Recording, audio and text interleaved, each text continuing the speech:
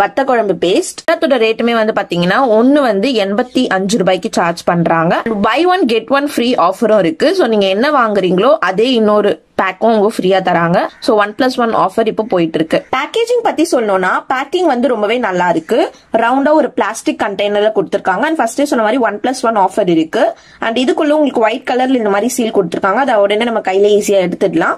அதுக்கு பிறகு நமக்கு சீல் இருக்கு. அது வந்து நல்லாவே சீல் பண்ணி கொடுத்திருக்காங்கன்னு சொல்லுவேன். பெர்ஃபெக்டான பேக்கேஜிங். சோ அது வந்து நீங்க கொஞ்சம் கஷ்டப்பட்டு ஓபன் பண்ற மாதிரி தான் இருக்கும். மற்றபடி ஒரு நல்ல பேக்கேஜிங்னு சொல்வேன். தொக்கு வெரைட்டிஸ்க்கு பின்னாடியும் அதோட இன்கிரீடியன்ட் லிஸ்ட் வந்து கரெக்டா மென்ஷன் பண்ணிருக்காங்க. இது வந்து நம்ம சூடான சாதத்துல இதை வந்து நம்ம மிக்ஸ் பண்ணி சாப்பிட்டா போதும். அதுதான் அவங்க சொல்லியிருக்கிறது. உங்களுக்கு உப்பு எதுக்காவது தேவைப்பட்டதுனாலும் நீங்க வந்து பாத்தீங்கன்னா உப்பு போட்டுக்கலாம். ஒரு சாதத்துல நீங்க மிக்ஸ் பண்ணி சாப்பிடும்போது டிஃபரெண்டான டேஸ்ட் இருக்கிறதுக்கு வாய்ப்புகள் இருக்கு.